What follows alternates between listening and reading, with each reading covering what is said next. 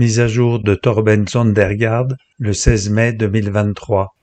Salutations à vous tous au nom de notre Seigneur Jésus-Christ. J'espère que vous allez bien. J'ai quelque chose de très important à vous partager. Tout d'abord, je veux vous dire que je suis désolé que cela fasse si longtemps que vous n'avez pas eu de mes nouvelles. Ça fait plus d'un mois et demi. En fait, j'avais une mise à jour de prévue pour la semaine dernière, mais alors quelque chose est arrivé et qui a tout changé. Par conséquent, je ne pouvais pas publier la mise à jour que j'avais prévue. Mais nous voici avec une nouvelle mise à jour, où il y a beaucoup plus d'informations. Je sais que cette mise à jour est très longue, plus longue que n'importe quelle autre des précédentes, mais c'est une mise à jour importante.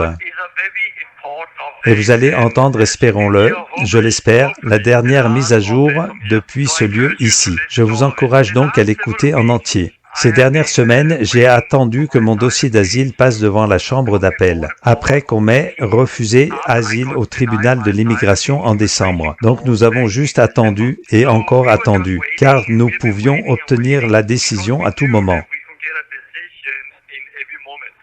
Et si c'était une décision positive, je pourrais en fait obtenir l'asile de suite et ensuite je serais libéré. J'étais très impatient à ce sujet, bien sûr, nous avons prié et attendu. Puis mercredi dernier, c'est arrivé. Nous avons obtenu la décision.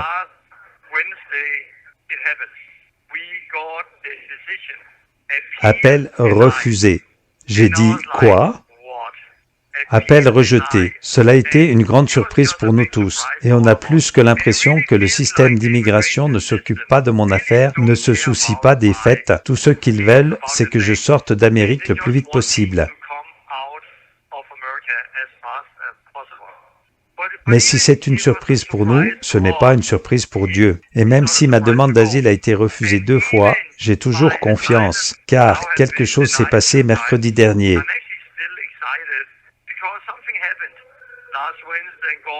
Dieu m'a parlé et tant de choses sont arrivées depuis. Mais avant de partager comment Dieu m'a parlé et ce qui s'est passé mercredi dernier, je tiens à dire que nous continuerons à poursuivre en appel, même si cela a été refusé. Nous poursuivrons jusqu'à la Cour fédérale. Nous ne nous arrêterons pas ici.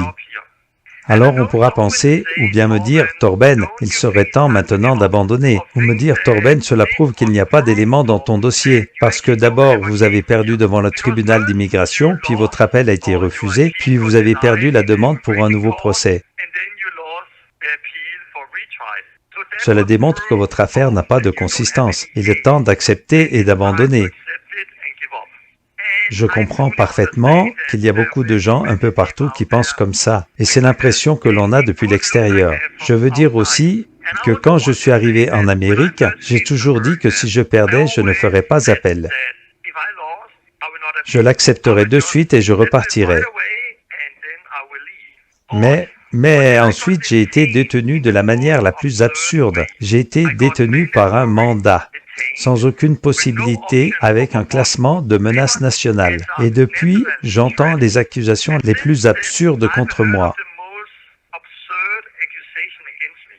Trafic d'armes, trafic d'êtres humains, maltraitance d'enfants, fraude financière. Même certains, après coup, m'accusent à tort d'avoir violé une fille handicapée au Danemark. C'est tellement absurde, c'est dingue, c'est fou tout ce qui se passe ici. Pas d'accusation valable, pas de justificatif. Ainsi, je suis coupable sans aucune preuve, sans véritable enquête. Je suis enfermé ici et cela fait maintenant 10 mois et demi que je suis toujours là et quand je pense à tout cela, c'est complètement dingue. En décembre, dans une audience en ligne à huis clos, le juge de l'immigration n'a admis que 5 personnes pour suivre l'audience en ligne. Il a autorisé une personne à assister qui ne faisait pas partie de l'équipe. Cette personne était un de mes ennemis. Mais de fait, il a été autorisé à assister par le juge. Et il a illégalement enregistré toute l'audience, puis il l'a diffusée sur YouTube. Quelque chose comme ça ne s'était jamais produit auparavant. Une enquête à ce sujet est en cours et ce n'est qu'une des nombreuses choses anormales qui se passent ici. Et évidemment, il y a quelque chose qui ne va pas du tout. Des choses qui ne m'étaient jamais arrivées auparavant. Des trucs de dingue. C'est presque comme un film, un très mauvais film. Il se passe tellement de choses ici qui sont de fait inconstitutionnelles et même illégales. Et c'est pour ça que je suis ici aujourd'hui. Et bien que nous ayons beaucoup de preuves pour ces faits, comment et d'où ça vient, et comment tout ça est connecté avec le Danemark, et je suis toujours enfermé après 10 mois et demi. Donc je sais sans aucun doute que j'ai un dossier très solide, et c'est pour ça que je ne m'arrête pas là, et c'est pourquoi nous continuerons à nous battre. Nous n'abandonnerons pas et nous voulons amener cette affaire devant la Cour fédérale parce que je n'ai jamais eu un procès équitable devant le tribunal de l'immigration. En décembre, quand le juge a rejeté mon affaire, la première chose qu'il a dite, c'est que j'avais dépassé la durée de séjour. Et c'était aussi une raison pour laquelle ils ont rejeté mon appel. Et je l'ai entendu dire aussi par des gens de l'immigration ici, que j'aurais dépassé la durée de séjour, et ils l'ont dit aux journalistes qui ont demandé pourquoi je suis en prison. Mais ce n'est pas vrai. Du moins, ce n'est pas selon la vérité, ni selon mes papiers. Quand je suis venu aux États-Unis, c'était avec un visa ESTA, E-S-T-A. Cela m'autorisait à rester ici pendant 3 mois, légalement dans le pays. Et au cours de ces 3 mois, j'ai passé de nombreuses heures avec mon avocat pour savoir quelles étaient mes possibilités. Puis quand j'ai décidé de demander asile, j'ai pris le temps de rassembler les preuves, puis j'ai envoyé les papiers et je l'ai fait pendant ces 3 mois de délai. Mes avocats m'avaient dit que c'était très important d'envoyer le document dans ce délai de 3 mois si je voulais avoir une chance d'obtenir asile. Parce que si on demande après ces 3 mois, on a pratiquement déjà perdu. Et c'est ce que nous avons fait. Et nous avons envoyé les papiers et j'ai reçu le récépissé 1 semaine avant l'expiration du délai du visa ESTA. Nous pensions que tout allait bien, mais non. Pourquoi? Parce qu'il s'est passé un truc de fou. Premièrement, cela nous a amené la preuve que ces gens qui ont répandu les mensonges sur moi, ces mensonges qui m'ont amené ici, comme le trafic d'êtres humains, la contrebande d'armes, eh bien ce sont les mêmes gens qu'il y a 4 ans, déjà à cette époque, ils étaient occupés à répandre les mensonges et ils étaient déjà en contact avec l'immigration. Pourquoi? Parce que ce qui s'est passé, c'est qu'ils avaient contacté l'immigration il y a 4 ans en leur disant que j'étais impliqué dans de la fraude économique, comme soutirer de l'argent aux malades et aux personnes âgées. Ce qui, bien sûr, est un mensonge. Mais déjà à cette époque, l'immigration croyait à ces mensonges. Et sans que j'en entende parler, sans véritable preuve ni enquête, ils ont annulé mon visa ESTA au milieu de la période des 3 mois dont je disposais. Et à partir de ce moment, selon leurs papiers, j'étais en situation irrégulière dans le pays et j'avais donc dépassé la durée de séjour. Mais d'après mes papiers et la vérité, j'étais légalement dans le pays, sans dépassement. Cela montre à quel point tout cela est fou. Et mes avocats et moi, nous pensions que tout était en ordre selon la vérité. Mais, selon les mensonges de ces mêmes personnes, j'avais déjà perdu mon procès il y a 4 ans. Voilà, ça ressemble à ça. Et c'est aussi une raison pour laquelle je veux transférer l'affaire au tribunal de l'immigration vers le tribunal fédéral, afin que d'autres personnes puissent voir ce qui se passe. Cela montre un peu ce à quoi nous sommes confrontés. Il ne s'agit pas simplement d'un cas d'immigration normale. Donc, quand vous voyez la situation dans son ensemble et tout ce qui s'y passe, vous savez que c'est l'ennemi qui veut vraiment m'arrêter de prêcher l'Évangile en Amérique. Il n'y a aucun doute là-dessus. Et même les gens peuvent penser, « Torben, tu as perdu ton procès, il est temps d'abandonner. » Nous n'allons pas abandonner. Nous continuerons à nous battre parce que Dieu est le seul qui ait le dernier mot. Et il ne nous a pas dit d'abandonner. La même semaine où mon appel a été refusé au tribunal de l'immigration, nous avons reçu une décision très positive de la Cour fédérale. Je vous explique cela. Le 28 avril, nous avons déposé une plainte au tribunal fédéral au sujet de l'illégalité de ma détention d'immigrants et de son prolongement.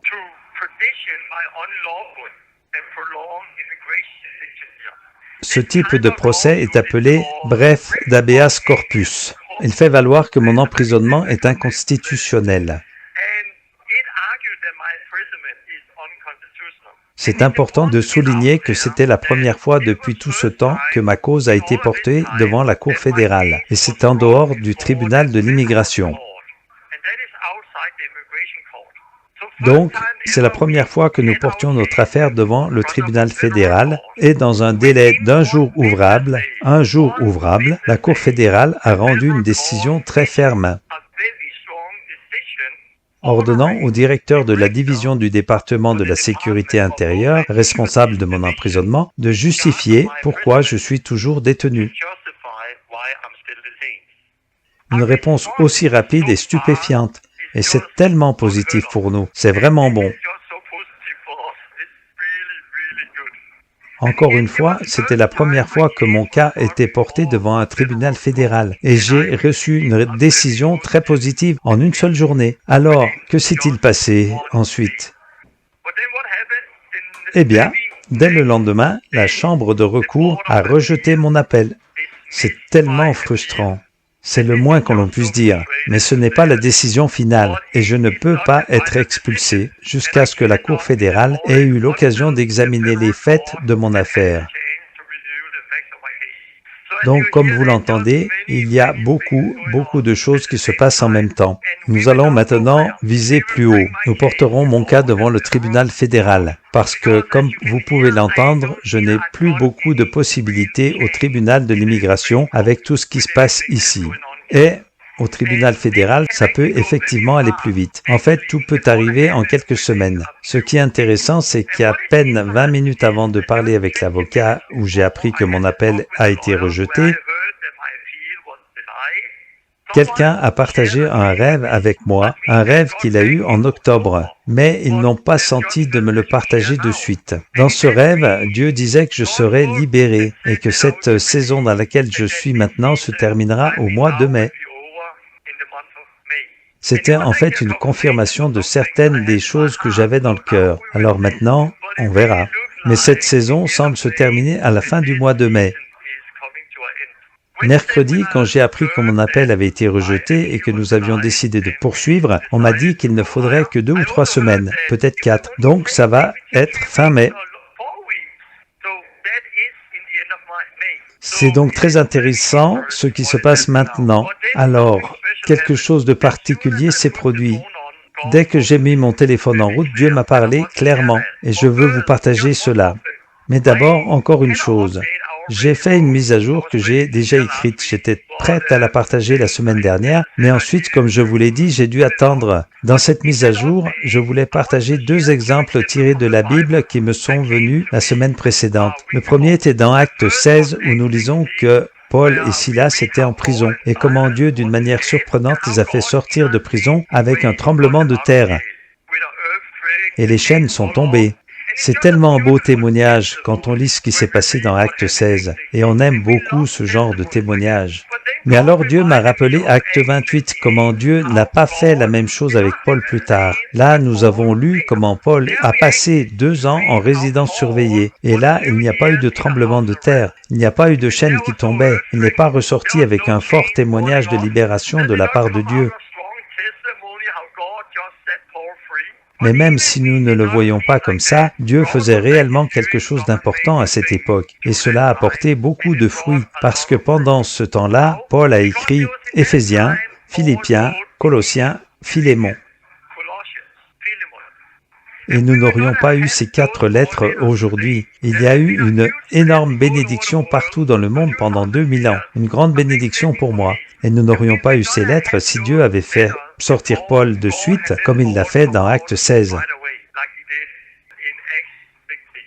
Et puis Dieu m'a dit, parfois, ça vient comme un miracle quand ça arrive tout de suite et ça fait un beau témoignage.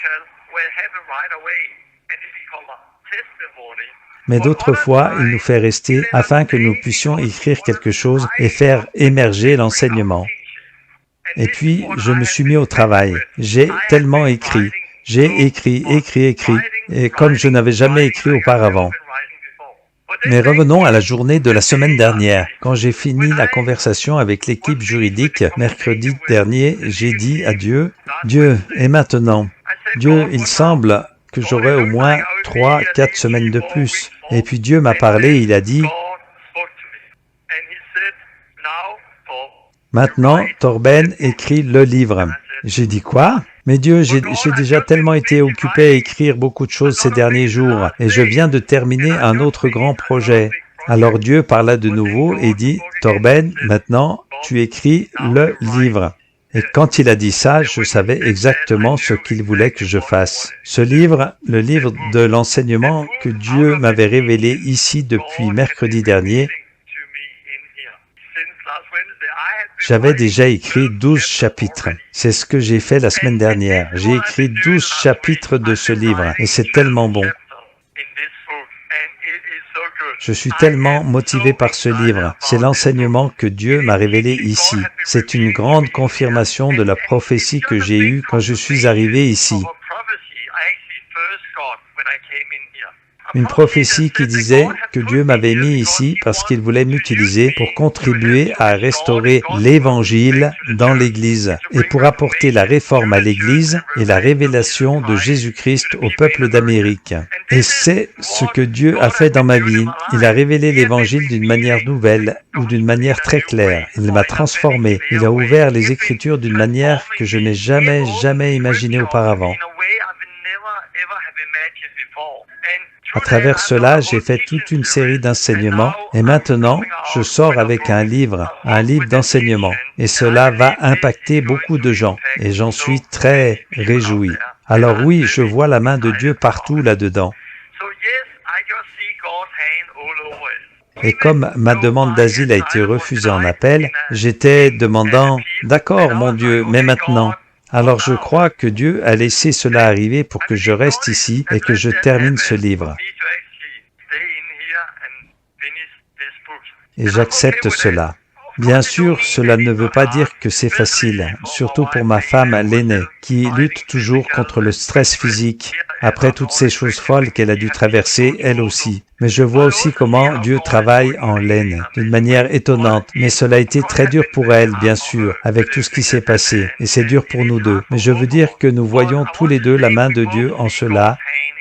Et nous avons encore la foi. Nous pensons que cette saison sera bientôt terminée. Je dirais que cela doit finir parce que je crois vraiment qu'il est temps de passer à autre chose. Et je suis tellement impatient pour la prochaine saison. J'ai hâte de sortir et de partager avec vous tous ce que Dieu m'a révélé et montré ici. Je vous demande à nouveau de vous tenir avec nous, espérons-le pour la dernière fois de cette saison. Priez pour l'aînée en particulier. Priez pour qu'elle reçoive la guérison et la liberté. Et priez pour une percée maintenant, quand il s'agit de mon affaire, que nous voyons enfin cette percée, à la fois dans mon procès, mais aussi que mon nom soit lavé de toutes ces folles accusations. C'est vraiment important pour moi qu'ils éliminent la mention de menace nationale, et que mon nom soit effacé de tout ça. Et que Dieu révèle qui est vraiment derrière tout cela. Alors, s'il vous plaît, soyez solidaires avec nous, continuez ainsi, priez pour nous, et aussi si vous êtes guidés à nous aider dans les finances, car nous avons en fait besoin de grands miracles en ce moment, en ce qui concerne le financement. Cela va coûter de l'argent supplémentaire, beaucoup plus, pour porter cela devant le tribunal supérieur. Mais nous devons poursuivre cette voie. Il n'y a pas d'autre option. Nous ne pouvons pas abandonner maintenant. Si vous vous sentez amené à donner, s'il vous plaît, faites-le. Et s'il vous plaît, restez avec nous dans la prière pour que l'argent arrive. Vous pouvez le faire via le site friendsoftorben.com. Et je crois que nous combattons non seulement pour moi, mais nous combattons pour quelque chose de beaucoup plus grand. Donc ce n'est pas le moment d'abandonner. Nous avons la foi. Dieu est fidèle et nous allons en voir la fin. Et à la fin, nous verrons à la fois un témoignage étonnant de la main de Dieu, comme nous le voyons dans Acte 16, et aussi nous verrons des enseignements transformateurs en découler, comme nous le voyons dans Acte 28. Cela a été une très longue mise à jour et espérons-le, la dernière mise à jour depuis ce lieu ici. Notre équipe juridique publiera également une mise à jour avec plus d'informations un de ces prochains jours. Donc vous pouvez aller sur friendsoftorben.com et voir leur mise à jour en anglais quand elle sortira. Encore une fois, vous pouvez également nous soutenir sur ce site. Que Dieu vous bénisse tous. Je vous aime beaucoup et j'ai tellement hâte de vous voir face à face et de vous raconter tout ce que Dieu a fait. Je vous envoie les salutations de ma famille, à vous tous également. Merci de continuer à prier pour nous et de nous soutenir. Nous vous aimons, merci d'être à nos côtés. Nous allons voir un renouveau et une percée comme jamais auparavant. Soyez bénis, au revoir.